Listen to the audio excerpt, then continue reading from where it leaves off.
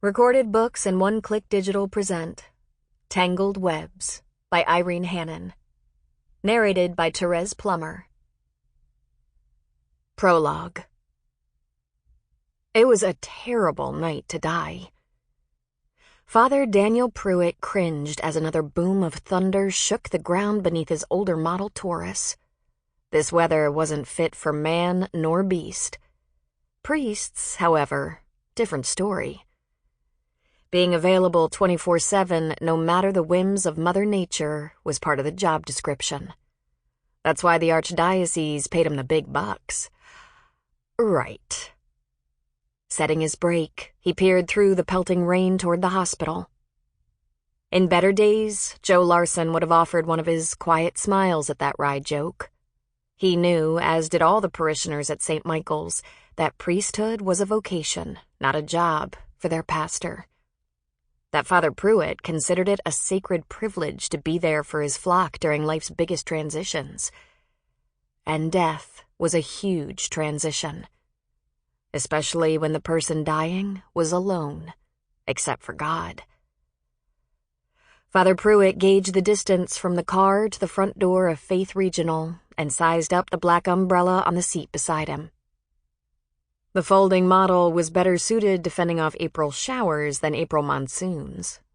No way around it. He was going to be uncomfortably damp for hours. With a resigned sigh, he tucked his book of prayers inside the inner pocket of his raincoat, positioned the umbrella, opened the door. His pants legs were soaked before his feet hit the ground. Ducking his head and keeping a firm grip on the umbrella as the blustery wind tried to wrench it from his grasp, he jogged toward the entrance as fast as his 65-year-old arthritic knees allowed. The door whooshed open as he approached, and he scurried inside, moving from darkness to the perennial day of the rarefied hospital world. At this late hour, the reception desk was deserted, all the volunteers long gone and in bed, the very place he'd been until the urgent call came in 60 minutes ago. And based on what the nurse had said, there would be no more sleep for him this night. He continued to the bank of elevators. One opened the instant he pressed the up button, and 10 seconds later the doors parted on Joe's floor. A woman at the nurse's station looked up as he approached. Holly, according to the ID pinned to her scrub top. The nurse who'd summoned him. Father Pruitt? Yes. He halted across the counter from her, his sodden umbrella shedding drops of water on the floor. Sorry to make you come out on such an awful night, but after Mr. Larson took a sudden turn for the worse, he insisted. In fact, he became quite agitated about it. Since he's left directions for no mechanical ventilation and it's hard to predict timing with end-stage COPD, I thought it best to call you. I hope you didn't have a long drive. 25 miles. She winced. Too long on a night like this. True.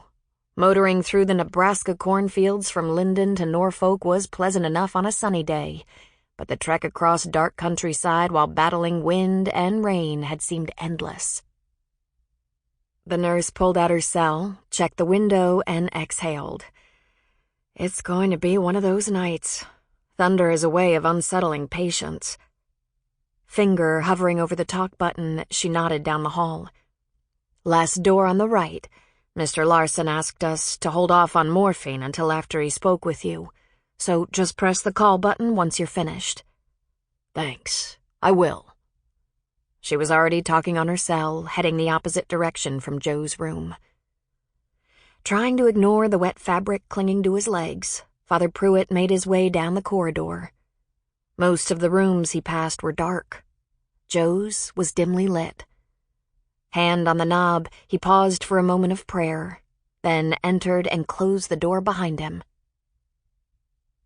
As he approached the bed, his rubber-soled shoes silent on the floor, Joe didn't stir. Hard to believe this gaunt figure was the same man he'd visited here 3 days ago, when they'd both assumed his lung infection would follow previous patterns and clear up. But it didn't take a medical professional to know there would be no reprieve this time. Above the nasal cannula delivering oxygen to lungs that had finally Sample complete. Ready to continue?